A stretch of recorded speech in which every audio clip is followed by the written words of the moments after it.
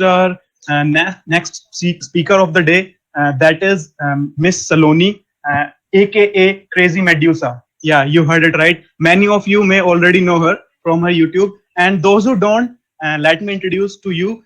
She did her undergrad in from SRM University, that was in biomedical engineering, and after that, for her thesis, she moved on to the Harvard University, where she did her thesis from Harvard Med School, one of the most prestigious medical school of USA and obviously of the world. And after that, she completed her master's from Cornell University, yet again in biomedical engineering, and which is also one of the most sought after Ivy League colleges of USA. And currently, she is working on an automated platform in New York to detect COVID-19. So I would like to invite Saloni ma'am so that she can take on the session. Thank you, ma'am. Hi, Ayush. Can everyone hear me okay? Yeah, you are perfectly audible, ma'am. Okay, perfect. So thank you so much for having me, and that was a great introduction. Thanks so much for that. So let me begin. I'll be talking to you guys about scope of biomedical engineering, what it exactly is. And I just wanted to show different avenues that someone who's done biomedical engineering can take as a career. So the goal of biomedical engineering, just on a very broad scope, is to bridge the gap between technology and medicine in the field of healthcare. Now, this may sound very easy, but there are lots of different areas of expertise that you can have a career in, even when it comes to this. So just on a broad scale, let's talk about bioinstrumentation, bioelectronics, and even medical imaging. Now, the bioinstrumentation part would be the application of electronics and basically measuring techniques that are developed for devices in the diagnosis as well as the treatment of diseases. Computers, as we all know, the year and the century that we live in, are an essential part of our everyday life. And bioinstrumentation basically is that we just take microprocessors and microcontrollers and use them in a variety of applications, from tasks ranging from small to big. I don't know if you guys have heard about it, but something called the Vinci Robot is just entirely bioinstrumentation and bioelectronics. Basically, what the robot does is it's a fully automated system to perform surgery on a patient, and it was more famously used on social media to perform surgery on a grape, which is how precise it is that it can even peel the skin off from a grape. The other aspect of biomedical engineering is medical imaging, which involves your basically it combines the knowledge, the unique physical components of the physics concepts, sound, radiation, magnetism, with high-speed electronic data processing. This includes analysis as well as various forms of displays to generate an image. Most of this work, again, I would say, like, if you're someone who's studying, if you like physics, if you like computers, programming, there is about 10 to 15% of programming involved. Data analysis, this is a really good field to get into. Most of the medical imaging part can be completely, or to an extent, it's minimally invasive. So someone who really doesn't want to get into like the biology behind biomedical engineering, this is a really good field to explore. Because as you know, all of our medical imaging, like your ultrasound, x-rays, MRIs, CT scans, all of these techniques are very non-invasive to the patient itself. So there's very little biology and more towards like physics involved with it. The next part that I want to talk about in biomedical engineering is biomaterials. This includes basically living tissue and artificial materials that we use for implantation. This can be your hip implants, any sort of joints, and more famously, and a lot of people don't know this, this can also be 3D printing live organs. And this isn't something that's just been shown in movies now. We have very well done it. I worked in one of the labs at Cornell who where we 3D printed an artificial human ear. So the process was very fun, actually. You basically use CAD to design the model of whoever you want, whatever kind of like the ear you want to 3D print. The model is designed first after taking some imaging of the person, because everyone's body structure is different. So we use CT scans and MRIs to first take images, a 3D image of the person that we're trying to model this for, design the ear in a CAD format, and then of course take out all the noise and make any changes that you want to, and that's about it. The file is uploaded onto a 3D printer, very similar to the 3D printer that's used everywhere else. The only difference is, instead of PLA or whatever polymer-based filament is used for the 3D printing material, in the case of bioprinting, the material that's used for 3D printing are live cells. So the ink that actually comes out are live cells in a Petri dish. So once they sit on top of each other, they're stored at certain temperatures for about 24 to 48 hours to allow them to kind of like bind to each other and form these crosslinks so they don't fall apart. So biomaterials, particularly, I find this really cool. Basically, the selection of the type of material that you want to place into the human body is the biggest task. And as a biomedical engineer, it's your responsibility to find that type of material. A lot of materials like alloys, ceramics, polymers, composites, these can be used as implantable materials. And our task is to basically find something that's non-toxic. It can't be carcinogenic. It needs to be chemically inert. It needs to be stable enough, mechanically strong, and how long it can last inside the human body. So these are some of the things to consider, but biomaterials is a really cool field to explore, and I've seen a lot of cutting edge research being done in this area. The next one, this is interesting as well, is genetic engineering and nanotechnology. So in simple terms, I don't know if you guys have heard this, but there's this thing called 23andMe, where you put in your spit or your saliva sample. They send you this package, you send it back to them, and then they tell you your entire DNA history. I've tried that just because I wanted to see what the process was like, and I wanted to understand, and it was part of my project.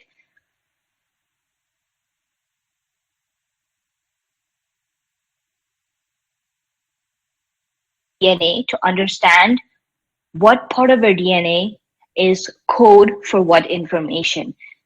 I'm putting this in a very simple way so that people from different fields can understand. But this was done a couple years ago, where the entire genome was decoded. This basically means that just up till a certain number of years, we could not do this. The fact that we can take information out of our DNA, it's just absolutely amazing. In the future, what this means is that we can basically cut those parts of the DNA that cause disease, and we can replace it with a non-disease part. And this can be done for things that are genetic, like Alzheimer's and other diseases. So genetic engineering is just all about that. The thing that I was talking to you about in particular just now is called CRISPR-Cas9, which is the process of cutting the DNA and replacing it by something else. But yeah, moving on to nanotechnology. As the name suggests, this field involves the study and application of very, very small materials. Now, this involves physics, chemistry, biology, material science, engineering, and just a variety of aspects, but everything is on a small scale. So scientists and engineers, the reason why they work on why they prefer nanotechnology is because when things are so small at a nano level, it provides enhanced properties of that material in terms of tensile strength. It's lighter in weight, obviously, the increased control of the light spectrum, and then the greater chemical reactivity than their larger scale computers. So everything, if we had the option, that's what's being done. If you take a look at any technology right now, our smartphones used to be bigger back in the day, and now they're just being cut down smaller and smaller and smaller. The only way that that researchers are able to do that is by creating the processors in a smaller size to run at the same speed, even higher, hold more memory, right? It's the same concept in biology, except when we say small here, we literally mean at like a minute scale, which is nanotechnology. So the next thing that I want to talk about is molecular diagnostics or microfluidics. Now, in particular, I can talk a little bit more about this because this is what I'm working on. Basically, molecular diagnostics is the process of using biology and just at a cellular level to detect diseases. What microfluidics means is manipulating fluids and controlling them at a very small scale. The sample volume in microfluidics is less than 0.5 ml, which is where the term micro comes in. 0.5 ml is a lot. The sample volumes that I've worked with is like 10 microliters, 15 microliters at the most. So the whole point of microfluidics is to use very little sample volume, which cuts down the use of the reagents, which means that it's extremely cheap to apply and it shortens the time of experiments. To make things a little more interesting and keep you current with how this technology is being used right now, this is exact technology that's being used for COVID-19 diagnostics. Now, let me give you a very brief rundown of how COVID-19 is detected. There are 3 basic steps. So as we all know, if you want to get tested for COVID-19, you have to go to these drive-thrus where they take a nose swab, right? Now that nose swab has your DNA. The process is that DNA gets converted into an RNA, which is a single strand piece.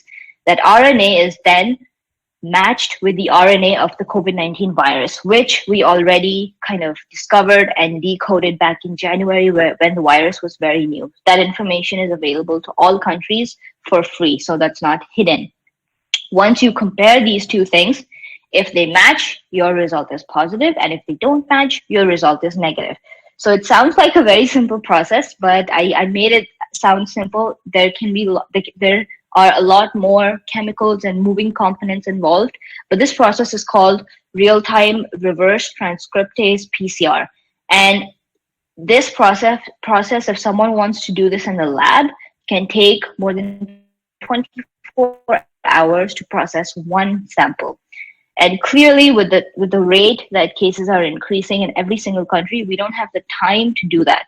So the question is, and as a biomedical engineer, there are 2 things that need to be done. 1, well, the time needs to reduce, obviously. And 2, we need to multiplex. We cannot process 1 sample in 24 hours. We need to be able to process hundreds and thousands of samples in 24 hours. So that's exactly what I've been working on over these past couple of months. My team and I designed this automated microfluidic platform. The reason why we chose microfluidics was because, like I mentioned, the sample volume is low. Since we're testing thousands of samples, we don't have the liberty to ask manufacturing units to, send us these reagents in bulk. We need to use them in a smaller scale so that we can use more of what we have. Since the entire process is automated, no person in the lab needs to do it. It can just be done by a machine.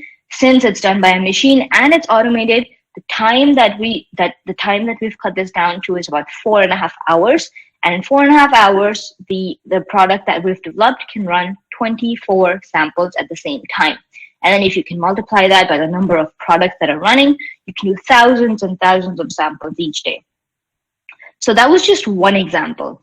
Now, diving a little bit more into a couple more projects that I've done during my bachelor's and my master's. This is just so that you guys have an idea of different types of avenues and projects that can be explored within biomedical engineering. A lot of people have this misconception that biomedical engineering is more of like a tech role where you go into a hospital as a tech and you're just working on these machines. I think that mentality is slowly starting to change, but the scope of biomedical engineering is just, I am really passionate about what I do, and the scope of a biomedical engineer, if you want to get into research, there are some really cool things that you can do. So for my bachelor's, I worked on designing this paper-based microfluidic device to detect corneal ulcers, and I was responsible for designing as well as experimenting on this device. So there were lots of rounds, trial and error rounds, experimentation, and we even did some testing on mice. That paper is available online, so if you guys want to know more, let me know. I can point you towards that. During my master's, my team and I made this LiDAR-based sensor, which would assess tissue characteristics for open surgery that surgeons could use, and this was in collaboration with Johnson & Johnson. So that was a really fun project to work on as well. But that's pretty much all I had for this talk. Basically, just showing you that different avenues of biomedical engineering can be explored, as well as the different projects that can be involved. And I just when I hopped onto this call, I know I heard this question for biomedical engineering or not. Just to go off of that a little bit, when you start biomedical engineering, you need all of your subjects. You can't get rid of anything. But later on, depending on what your interest is, you can always take one route of research or a career path over the other. So that's all that I had for this talk. I think I can open it up for questions now. Thank you so much to all of you guys for hopping on. Thank you very much, ma'am. That was a really very intriguing session, actually. And I want to thank you all again for taking out time on this Sunday morning itself, because of the time difference. Still, you are here shattering your Sunday morning sleep. So I'm very grateful for that, and you just took out your time. So I think now we can move on to the questions. So there's one question that I've just only posted down, that if we want to do biomedical engineering as a BTech, so do we need PCB or a combination of PCMB, or just PCM? So when I did my biomedical engineering, I had PCB. Okay. I think biology is important, just because it's not important in the first year or the first 2 years, but after that, biology becomes really important, just because you have to study things like neural networks, and you do have a little bit of human anatomy and pathology, microbiology, just lab work. So as you move on, all of these subjects need a pretty strong bio background. So I wouldn't recommend someone who's dropped biology for like a couple of years to go take on biomedical engineering, just because it'll be harder for you to like learn all that from scratch and understand those concepts. Okay, yeah. So we have another question from Anurag Tyagi. He's asking, how can we make to those prominent institute you are studying currently? Okay. So it's been about 2 years since I graduated, but I don't want to go too much into detail about this. My entire YouTube channel is about this, about how everyone, wherever you're from, can make it to these Ivy Leagues.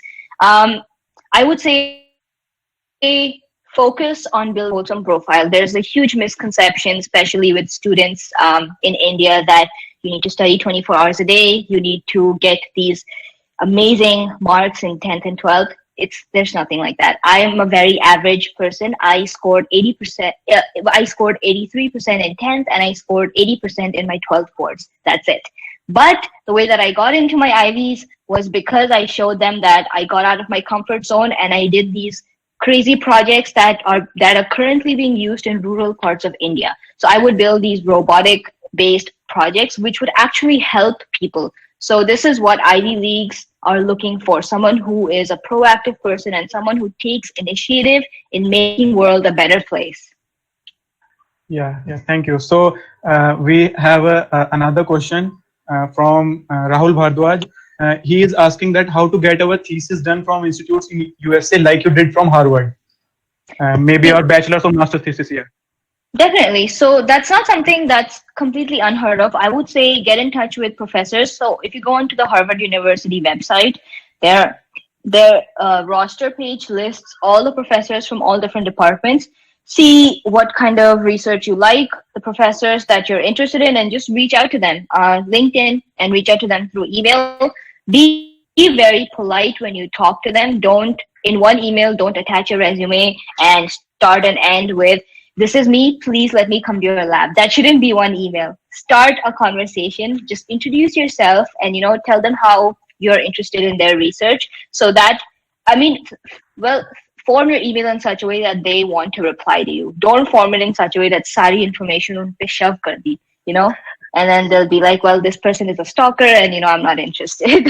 So reach out to professors. Someone will reply. In my time, I reached out to over 100 professors and about 10 or 20 of them replied. So that would be your reply rate. So reach out to professors is your best chance. That's really, really amazing. Okay, ma'am. So we have another question from Clips. He/she is asking BSc Biomedical Science versus BSc Biomedical Engineering.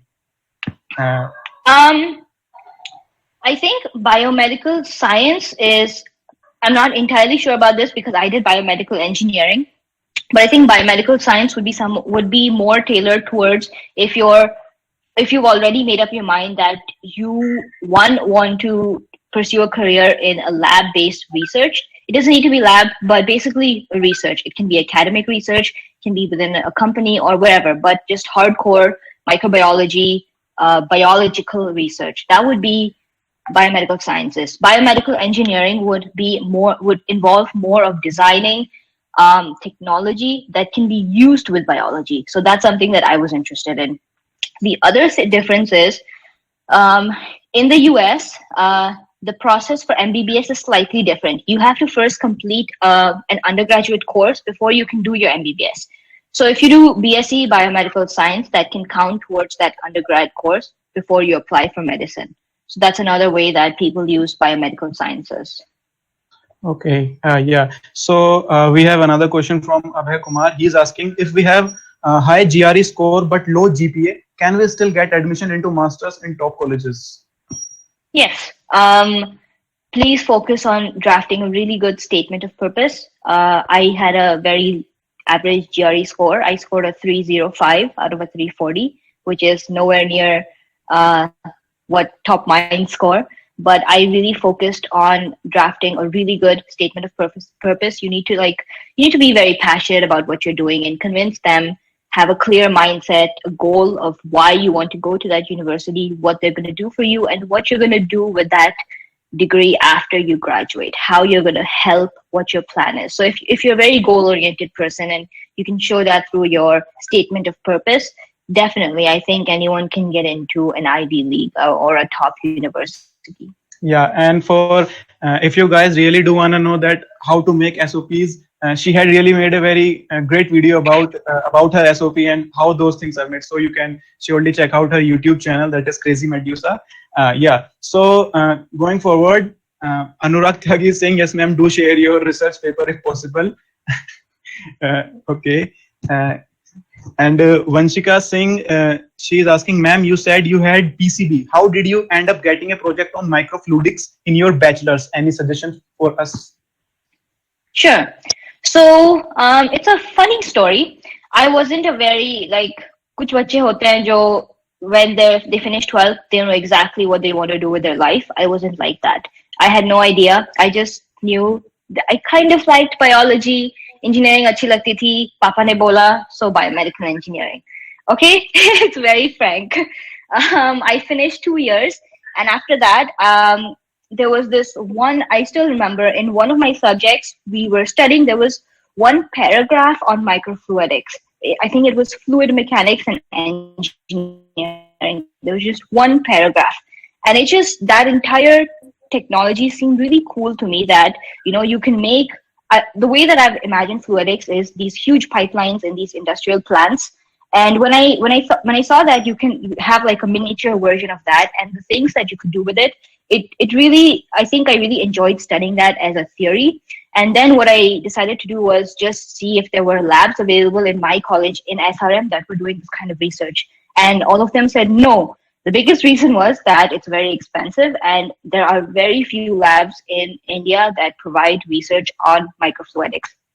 So I started reaching out to professors in the US, in Canada, even in Europe and Australia. I basically started reaching out to professors all over the world to see where microfluidics research was being done. And finally, a couple reached out to me. I got a few interested labs in Canada as well as US.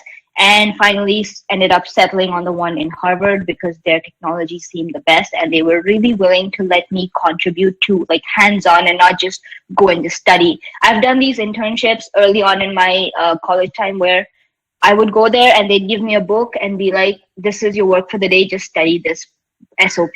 And I don't want to, that's not an internship for me. Like I'm a very hands-on person. I need people. If you ask me to do something, I will do it, but you need to ask me. So that's how my interest started in microfluidics. After I did that work at Harvard, it just kept growing from there. There were certain things that I understood about myself after I did that internship, after I did my time at Harvard, that I didn't want to be in a lab-based setting. I wanted to apply this field into an industry, which is why I did my bachelor's, which is why I did my master's with that focus as well. And then I moved on to the industry side of microfluidics. So it kept growing from like one step to another. You slowly just, I think as long as you can identify what you don't like to do, you'll be fine. You'll just slowly keep moving. So I don't have like a very eureka moment of this is how, it's not a glorious story about how I decided to go into microfluidics. Yeah, thank you, ma'am. That was a very detailed and a very great answer, I could say. Yeah, so we have another question from Nitish Kumar. He's asking, what was the biggest cultural shock you have experienced when you moved to USA? What are the prospects of students who have done PhD in industries in USA? Okay, so I'm not going to answer the first question too much because I might know who this person is, and this person has also left the same question on my YouTube channel. And I have a video coming up where I've answered this, so I don't want to give that away. But the opportunities for someone who's done a PhD, honestly, I would say that going into a PhD is a really big commitment because you're committing another 4 to 5 years of your life. And if you're going in it for the money, that's just not going to work for you, because 2 saal ke baad, you're just going to realize that you've been studying for like 8 to 10 years, and then you're just like slugging, and it's going to become you're going to get bored very quickly. The other reason why I say you're going to get bored is because there's not too much of a salary difference between a master's and a PhD person in the US. This is in the US. So I'm guessing that it's going to be worse in other countries. To be frank, the salary difference for a master's and PhD person would hardly be $5,000 at the most per year. That's about it. But if you're someone who's really passionate about the research that you're doing in your PhD, and you genuinely want to do that research, and you feel like, this is something that you have fun doing, absolutely go for it. That's pretty much what I tell someone who asks me about any course. Like, just the decision to do a degree should just come from passion and not money, not a financial aspect of it. That's a good thing. And of course, you'll be rewarded for the work that you do. But prospects are fine. Again, different countries have different prospects. So that's all something that you'd also want to consider.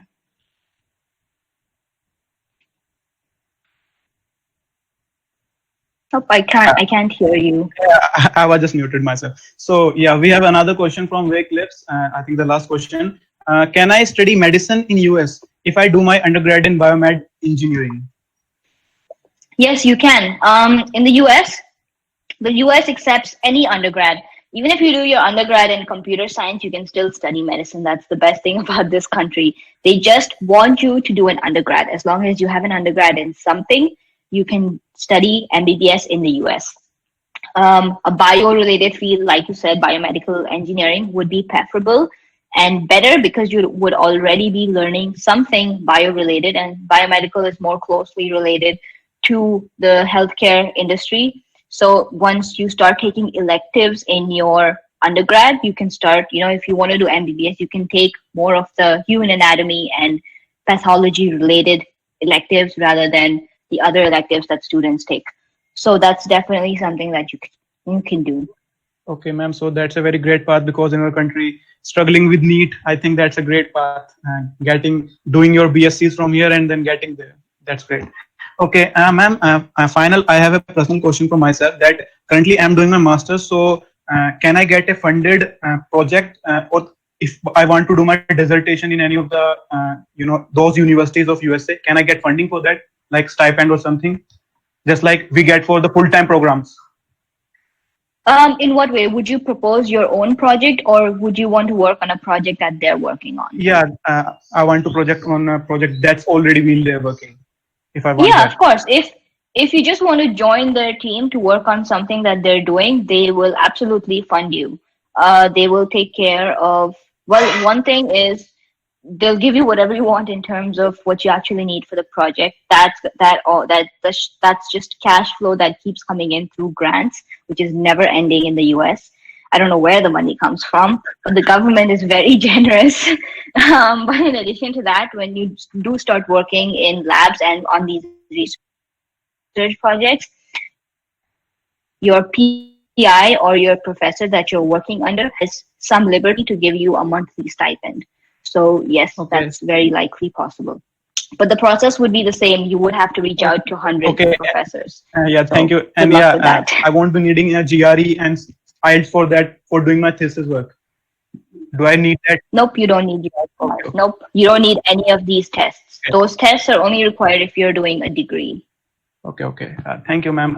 We have a final question for the day. Dhruv Kanse is asking, which is the best university for studying MBBS in US? I guess Harvard Medical School and John Hopkins are my top picks, but I wouldn't know too much about this because I'm not a doctor and I never explored that career path. So I can't really say. Okay, thank you very much, ma'am. This was a really very fun session and a very informative, I could say, and for taking out your time. I'm really very highly obliged towards you. And for everyone, guys who are just listening here, want to know more about her and all those prospects of US, you can visit her channel, Crazy Medusa. She is really producing some good videos that are really very informative. Thank you, ma'am. Yeah. Thank you again. Definitely. Thank you so much. And if I couldn't answer some of your questions, feel free to drop them on the channel. Any comments, I usually go through them and answer as much as I can there. So good luck to everyone. Thank you, ma'am. Thank you. Okay. Okay. Bye.